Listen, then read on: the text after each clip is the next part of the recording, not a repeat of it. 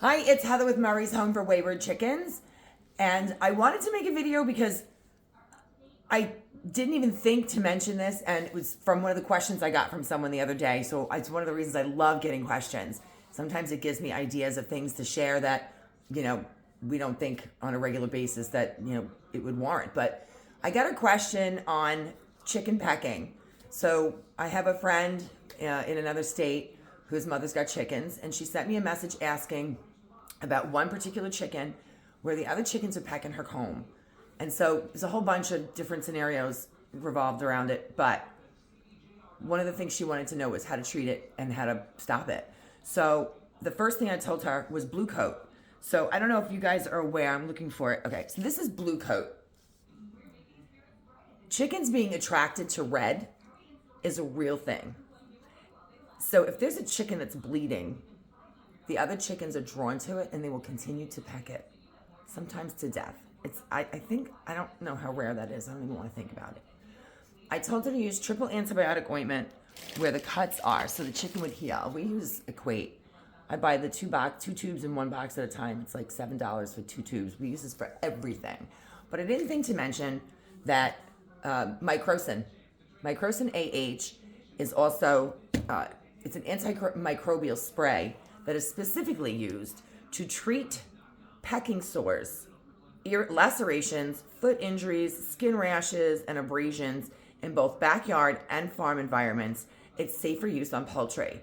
So if the chicken has cuts, whether they cut their foot, cut their leg, somebody pecked at them, they have a cut on their comb, this is a great spray to use. It's not expensive. I think it's like $10 or $12. I haven't purchased this stuff in a while, so I know with inflation, costs have gone up.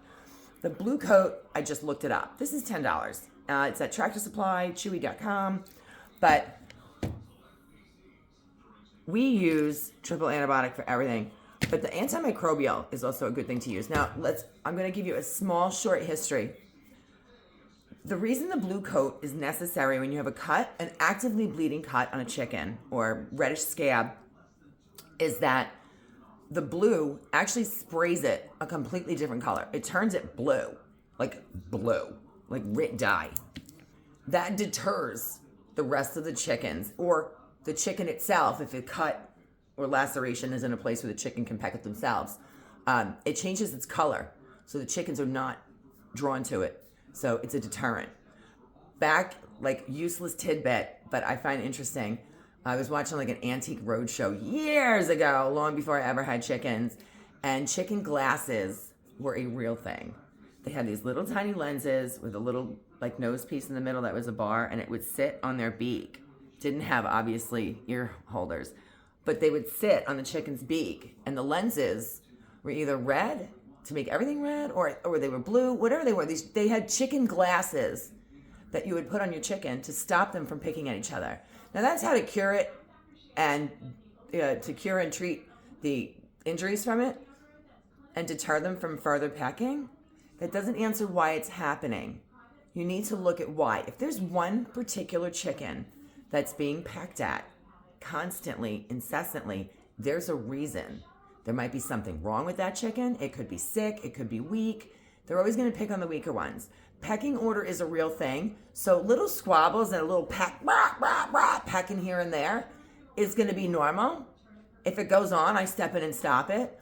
But when you first put chickens together and you're trying to acclimate them and they need to get used to each other, they have to develop a pecking order. That's what they do. And if you have more than one perch, like we have 2 perches, one down here and one above it, the chickens that are higher in the pecking order, they sleep at night on the top perch. The lower chickens that are lower in the pecking order sleep on the bottom perch. That's the way it goes. Once they work out their pecking order, they all accept their place in the flock, and things are pretty amicable after that.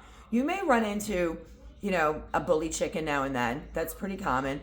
Or you may run into someone who, when you first got them, they were a little younger, they got a little bigger, and later on, they've decided they want to move up the pecking order. They will kind of squabble and fight their way up. But for the most part, unless you introduce new chickens, once you have your pecking order, it stays pretty close to what it always is.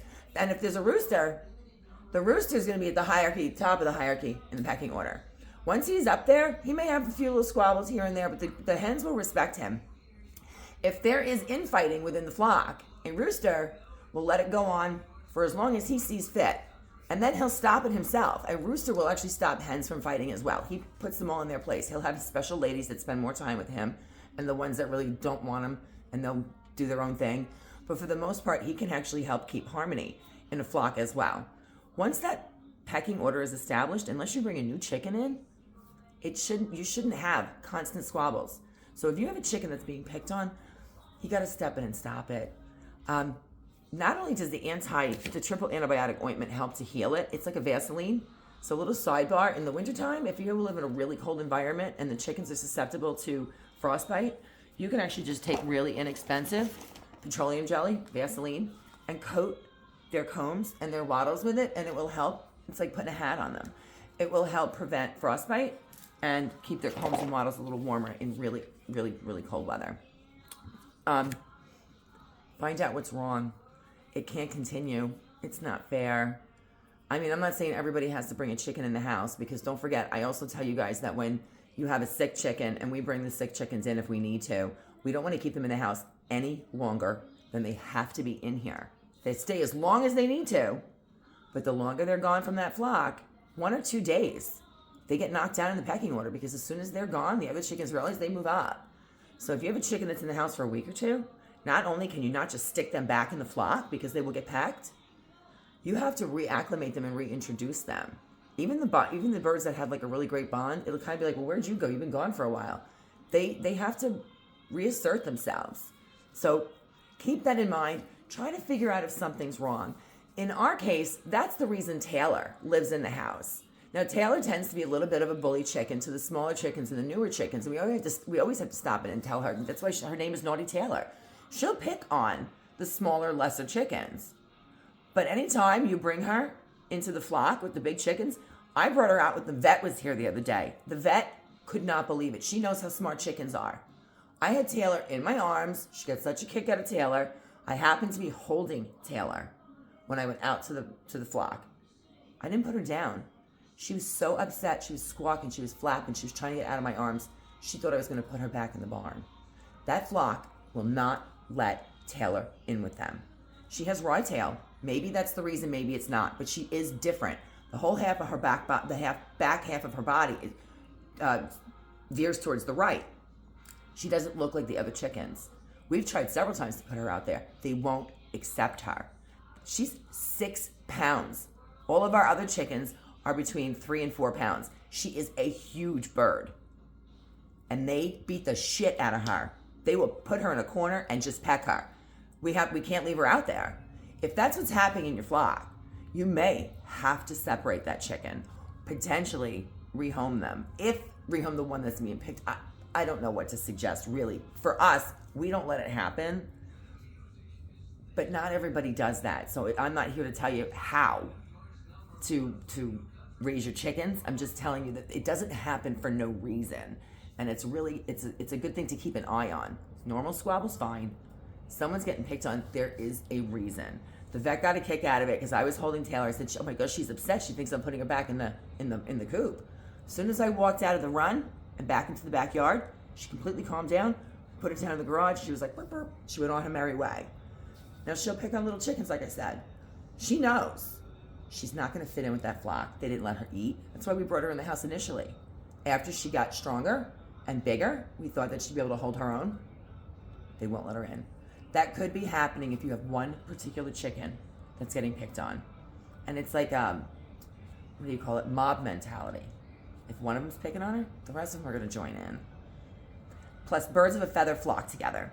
So if you do have a chicken that you really want to have a good chance of having her be okay, if you don't have another one of her breed, maybe go get another chicken. If it's an ISA Brown, if it's a Silky, if it's a Sexton, Brahma, whatever it is, birds of a feather flock together, that is also true. So please, maybe get her a friend. They will pair up almost immediately. And once they do, even though they'll hang out with other chickens, they'll always stick together. And there's a potential that another chicken might be a little bit stronger and she'll stick up for her. We've once in a while had chickens that brand new, who did it? Meat did it. When we brought Meat home, She was brand new. She walked right into the barn. She was like, burp, burp, jumped up onto the top perch. Anyone who came near her, she's like, burp, burp, burp, burp. And that was the end of it. Meat's at the top of the hierarchy. She went in there like a badass, and she's been up there since. That happens too. More likely, you're going to have 1 or 2 strong, dominant chickens, and the rest of them are kind of like, let's figure out where we're supposed to be. You're going to have those weaker ones at the bottom. Please, please defend the weaker ones. Find out what's going on and make it stop. If you have any questions or comments, please feel free to leave them. And if you want to hit like or subscribe, we would love that too. Thanks and have a great day.